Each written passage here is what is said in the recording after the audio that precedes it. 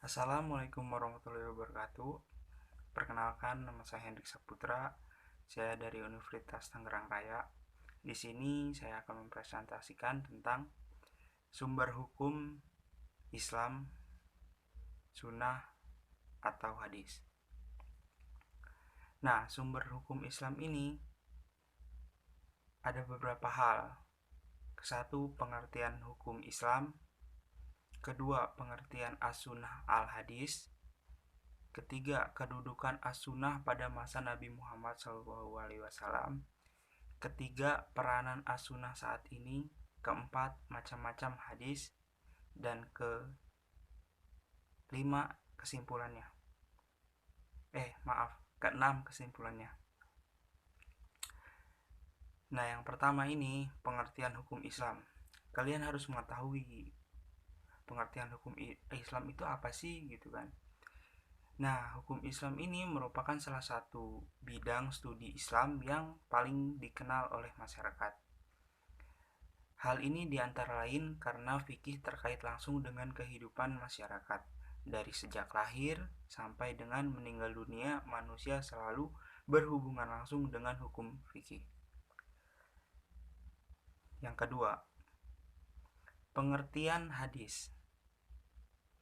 Apa sih pengertian hadis? Nah, pengertian hadis adalah segala yang disadarkan kepada Nabi Muhammad SAW yang menjadi tumpuan umat Islam hingga saat ini.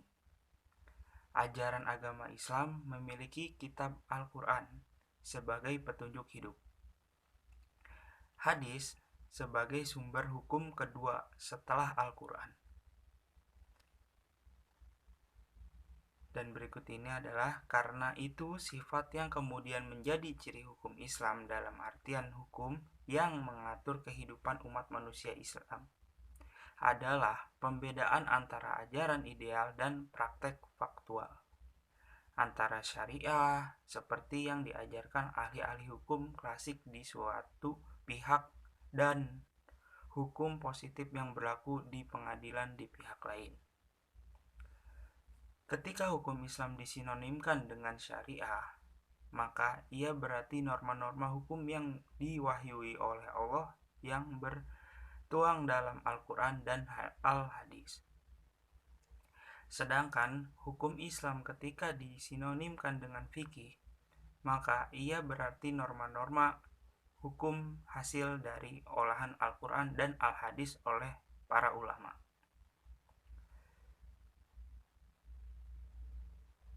Syariah arti dari sebagai keseluruhan pesan-pesan keagamaan yang ditentukan oleh Allah, baik ada yang dalam Al-Quran maupun dalam Al-Hadis terdapat orang-orang Islam. Berdasarkan uraian tersebut, syariah berarti mencakup seluruh pokok-pokok agama, usul al-din, yaitu semua yang berkaitan dengan Allah, sifatnya, pokok agama yang berbicara tentangnya. Namun dari sudut lain, syariah diartikan dengan sangat sederhana. Ia adalah mencakup berbagai hukum Allah Subhanahu wa taala yang berkaitan langsung dengan amal keseharian kita.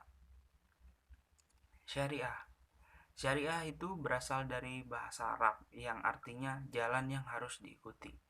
Kata syariah secara harfiah berarti jalan menuju sumber mata air. Syariah bukan hanya jalan untuk mencapai keridhaan Allah, melainkan juga ada jalan yang mempercayai seluruh umat muslim sebagai jalan petunjuk Allah yang maha pencipta melalui utusannya, yaitu Rasulullah Subhanahu wa ta'ala. Dan ketiga, kedudukan sunnah pada masa Nabi Muhammad SAW. Pada zaman Rasulullah SAW, para sahabat menghadapi banyak hal yang terjadi tadinya tidak terdapat di Arab.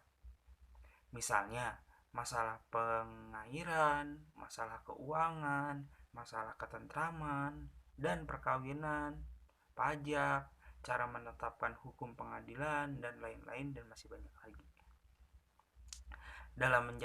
dalam menjawab hukum persoalan yang baru, para sahabat terlebih dahulu menunjuk ke Al-Quran. Bila tidak ada di sana, mereka berpindah ke Al-Hadis. Terdapat hadis, para sahabat sangat berhati-hati.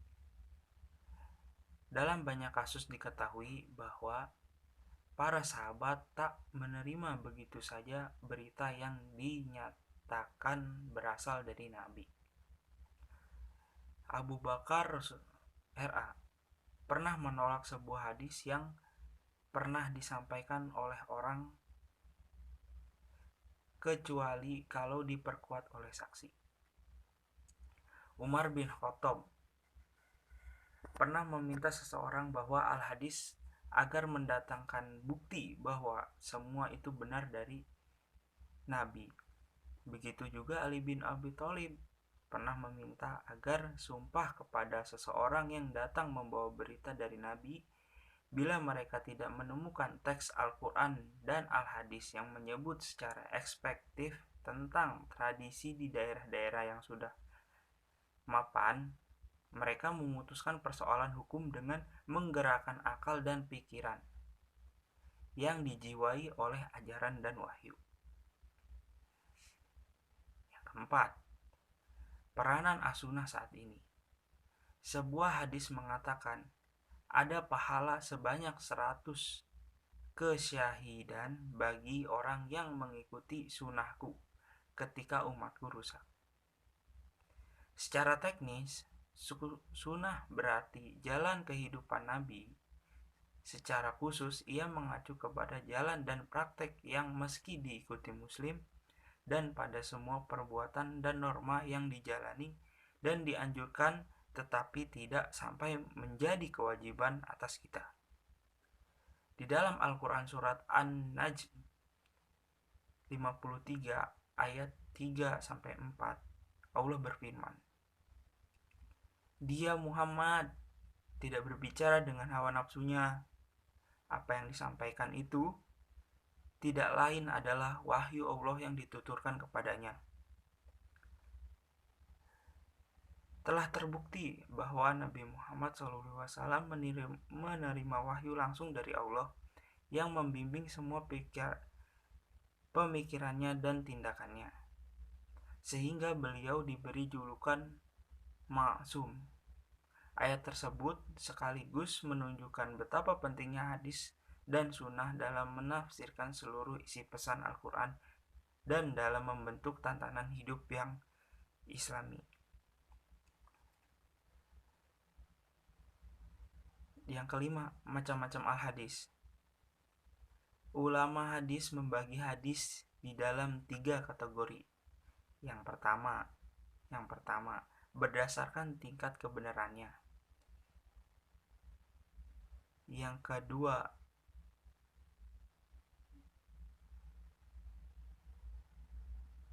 kedua bisa dilihat di sini ya. Nah, ketiga kategori ini adalah didasarkan kepada satu, sempurna atau cacatnya rangkaian mata rantai perawi hadis sampai ke Nabi Muhammad SAW. Yang kedua, terbebasnya matan hadis dari cacat tersembunyi sekalipun. Yang ketiga, diterima atau ditolaknya hadis tersebut oleh para sahabat. Kesimpulan dalam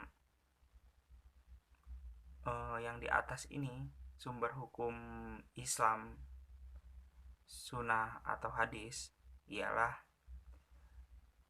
hukum Islam merupakan salah satu bidang studi Islam yang paling dikenal oleh masyarakat. Hal ini antara lain karena fikih terkait langsung dengan kehidupan masyarakat. Dari sejak lahir sampai dengan meninggal dunia, manusia telah berhubungan langsung dengan hukum.